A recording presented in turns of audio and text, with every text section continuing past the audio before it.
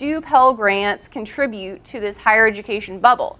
Of course, they contribute on the participant end by drawing people into higher education who might not otherwise decide to go. But we also found out on the other end that they contribute to colleges gobbling up more tuition money. There's something called the Bennett Hypothesis by then Education Secretary, was it Bill Bennett?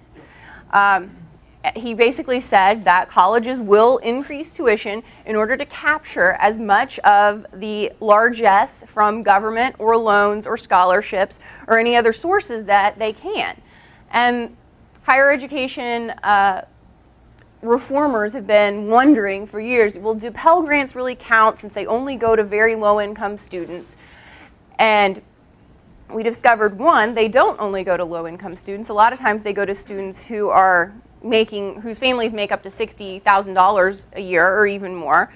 And also, some of our colleagues at CCAP, I think it was CCAP, discovered that 17% of all Pell Grant funding is actually absorbed by the universities directly and actually does contribute to that increase in tuition. So although you wouldn't expect it for a program directed at low-income students, because it's been going more and more to middle-income students, the Pell Grant program does, in fact, contribute to the higher education bubble, both in terms of participants and in terms of increasing tuition.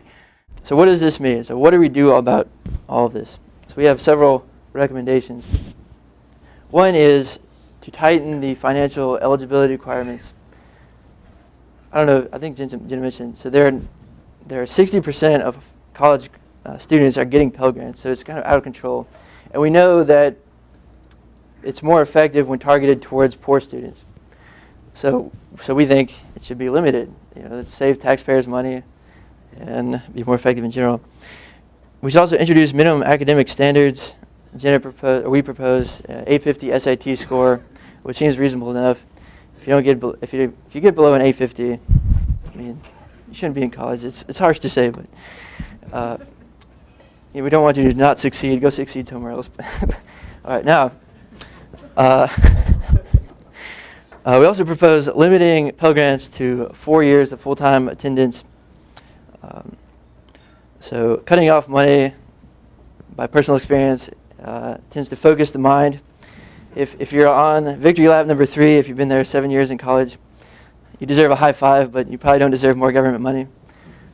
Now, finally, the Pell Grant, or the federal government, does not track regularly the participation, retention, and graduation rates for recipients, which is something it should do. We should know where our money's going, and it's kind of inexcusable that it's not.